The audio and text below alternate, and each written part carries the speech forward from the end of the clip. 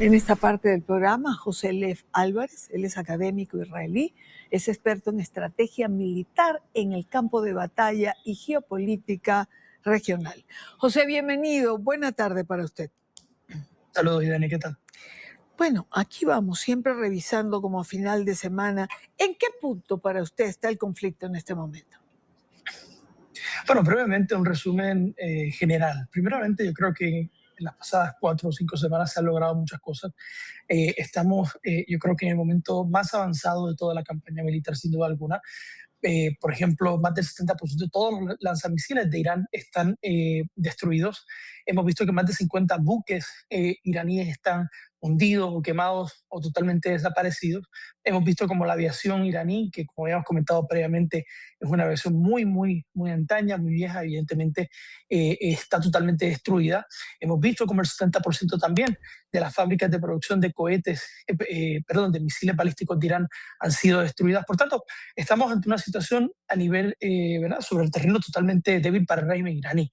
Estipulado esto, yo creo que el hecho, y lo habíamos comentado en la última intervención que tuve aquí, el hecho de que se haya eliminado a la isla de Iján, el hecho de que se haya bombardeado la famosa isla de Hal, que hablamos de ella también en la última intervención, ha dejado claro que Estados Unidos tiene, junto a Israel, una agenda clara que es destruir la infraestructura, pero también al liderazgo, al cerebro del régimen, porque evidentemente es la única manera de realmente lograr que colapse, si realmente se busca eso.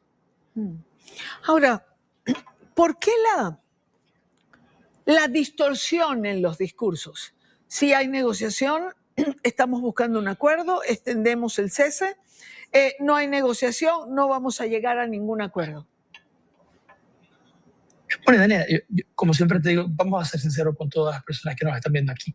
Estados Unidos e Israel tenían muy buena inteligencia sobre lo que estaba pasando en el terreno, pero hubo un elemento clave en el que fallaron. Y esto hay que decirlo sin ningún tapujo. Y es la capacidad que Irán tenía de lanzar misiles y de material militar, ¿verdad?, todo adyacente a la zona del estrecho de Hormuz, que ha sido y es la madre del cordero de este conflicto, porque evidentemente, como todos sabemos, por ahí pasa el 20% de toda la actividad petrolífera del mundo, por tanto, a nivel comercial, claro está. Por tanto, Irán supo cómo utilizar eso armamentísticamente hablando, lo ha utilizado para atacar a todos los barcos que pasan por ahí, y por tanto, evidentemente, este ha sido el método de manipulación al que Irán ha apelado. Entonces, ¿qué pasa? Que Israel y Estados Unidos no sabían o no estaban al tanto probablemente de la capacidad tan eficiente que Irán tenía en esa zona, y por tanto yo creo que ese es el tema por el cual la cosa está estancada a nivel diplomático. Y yo creo que Estados Unidos está intentando, ¿verdad?, de buscar la forma de cómo negociar con Irán para asegurar el no tener la presión tan marcada que hemos visto por parte de los estados europeos, como hemos visto también por parte del mercado, ¿verdad?, y la bolsa, que han afectado evidentemente el costo de la luz y de otros elementos. Y por tanto, yo creo que Estados Unidos está buscando cómo apaciguar eso, pero es más que evidente. Y como lo hemos comentado previamente también, tú no ganas una guerra si no tienes botas sobre el terreno. Por tanto, es evidente que si realmente se quiere acabar con la amenaza iraní y se quiere destruir al régimen iraní, hay que poner botas sobre el terreno. Si no, en mi opinión, esto simplemente habría sido una operación en vano, en la cual murieron soldados estadounidenses en vano, y la cual básicamente no tendría ningún propósito real si no se va por un cambio de régimen, porque claro, evidentemente el régimen va a volver a las andadas con el apoyo de China y Rusia, y evidentemente la cosa no va a cambiar. Antes de entrar en variables en relación a eso, José, que usted está señalando, la presión, digamos, sobre Estados Unidos es evidente. Hoy se reunió el G7, por ejemplo, y solicitó el cese inmediato de los ataques, como igual le ha pedido a Irán la apertura del estrecho de Hormuz o la garantía del paso por Hormuz. Ninguno de estas dos solicitudes, digamos, están sobre la mesa como para ser cumplidas con inmediatez, pero forma parte de la presión que hay sobre los Estados Unidos y sobre la administración Trump. Claro, y en esa misma reunión que usted narra o comenta, también el secretario de Estado, Marco Rubio, ha dicho que la campaña militar durará entre 4 a 6 semanas más. ¿Es esto realista? No, no es realista. y lo recalco, no es realista por una sencilla razón. Irán no quiere negociar realmente. Las propuestas iraníes son totalmente inaceptables y por tanto, si estás enviando a 10.000 soldados allí, como hemos visto cuando pasó lo que pasó en Venezuela, varios meses antes de ocurrir lo que pasó en Venezuela, toda la movilización militar estadounidense en Puerto Rico principalmente, también en la República Dominicana, como hemos visto al inicio de esta campaña militar, cuando se han movido todos estos portaaviones y todos estos soldados y todo este equipo militar, evidentemente acabó en algo. Por tanto, si envías a más de 10.000 soldados, especialmente Marines, cuidado, que no estamos hablando de cualquier tipo de efectivo, evidentemente tú tienes una pretensión en caso de que esa vía falle. ¿Tiene Estados Unidos realmente también la intención de negociar? Estados Unidos sabe que aquí no hay nada que negociar. Lo que Estados Unidos, y específicamente el presidente Trump, pensó es que esto era una operación en la cual tú podías acabar con... Pensó que el apoyo de la sociedad iraní iba a ser más marcado. Pero claro, una población a la que durante las últimas protestas que hubieron en Irán mataron a más de 30.000. ¿Okay? Estamos hablando principalmente de las fuerzas Basij, que son las fuerzas de la policía política iraní, y que luego de las protestas ejecutó a más de 50.000 civiles, pues evidentemente la población no va a salir a las calles. Por tanto, el presidente Trump falló en ese pensamiento, falló en estudiar bien la capacidad militar de iraní, en la zona del Estrecho de Hormuz, y también falló en un elemento importante, que es aceptar que en una guerra se tiene que ir a ganar o a perder. Y si tú quieres ganar, tienes que poner todo sobre la mesa. Y por tanto, si tú tienes elecciones de midterms, ¿verdad? Como tenemos aquí en Estados Unidos en noviembre, y tú estás preocupado por los resultados porque sabes que ahora mismo esta guerra no es tan popular, pues evidentemente puede ser que Estados Unidos tome una decisión errónea, que es dejar esto a medias. Por ejemplo, pero si Estados Unidos falla, por ejemplo, en lo de no visualizar quizás con exactitud la capacidad misilística o pensar que esto iba a solucionarse más rápido, también falló Israel, es decir, que puede conocer más, que puede tener quizás más experticia en esto. ¿Por qué no hubo quizá un estudio más claro en relación a esto? Sí que lo ha habido, pero el problema que yo... Bueno, déjame primero la pregunta, porque tu pregunta es muy clara.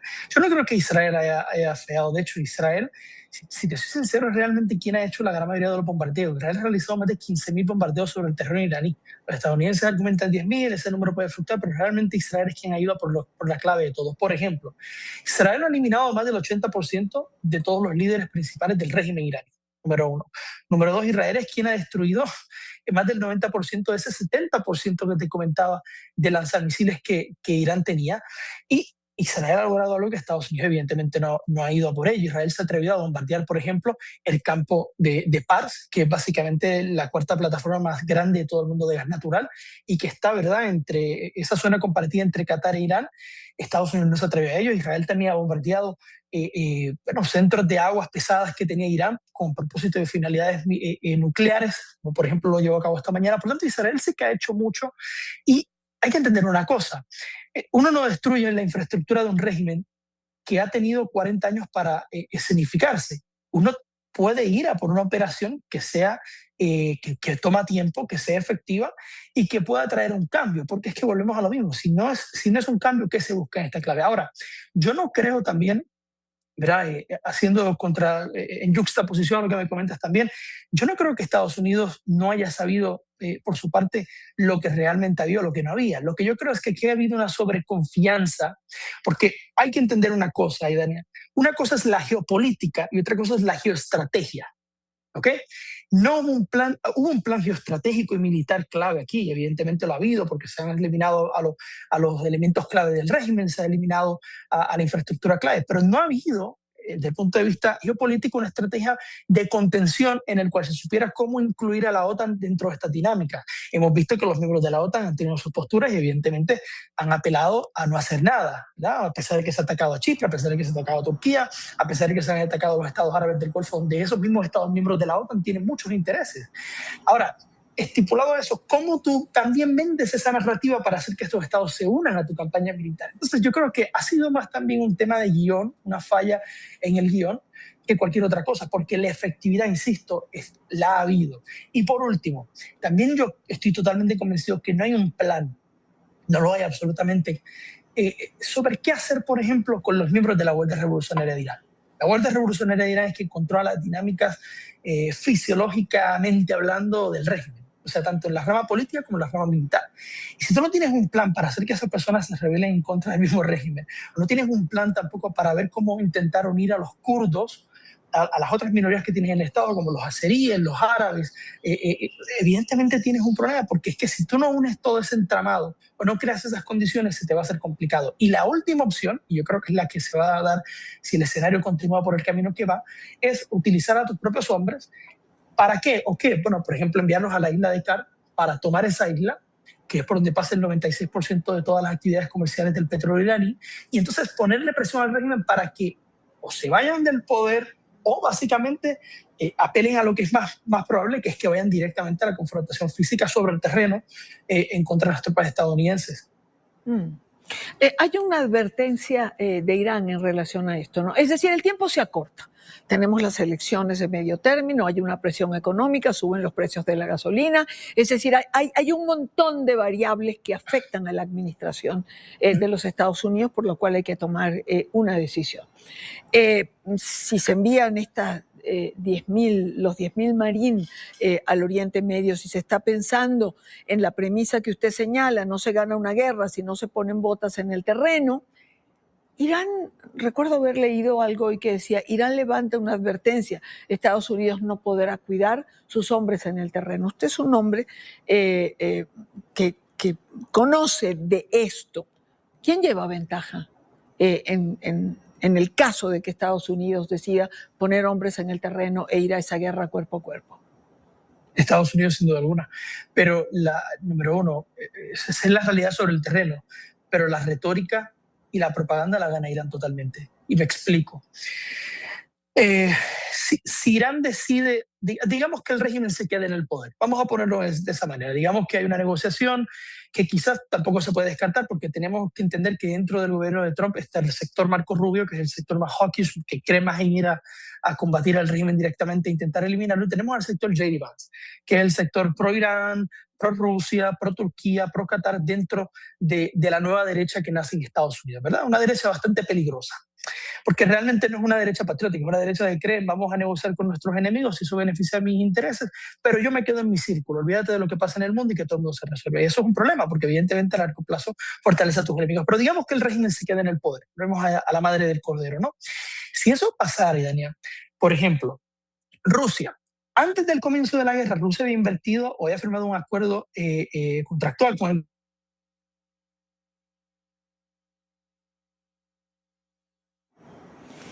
Hemos perdido la comunicación con José Lefa Álvarez.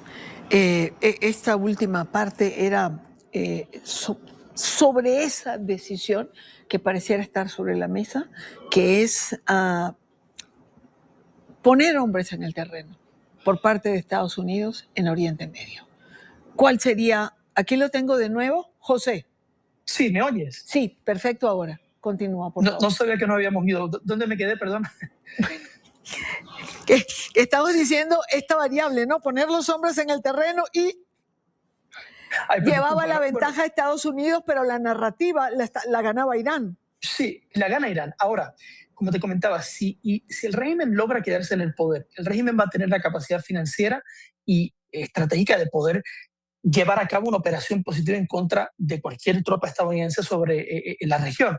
¿Por qué? Porque antes de que esta guerra comenzara, Rusia se había comprometido claramente en invertir más de 25.000 millones de dólares para construir un nuevo proyecto nuclear a los iraníes, y los chinos también se habían comprometido en aumentar la compra de petróleo a Irán en un 25% por encima más de lo que ya lo hacían. Por tanto, estamos hablando de que estamos ante un escenario donde el régimen tendría capacidades para fortalecerse sin ninguna duda.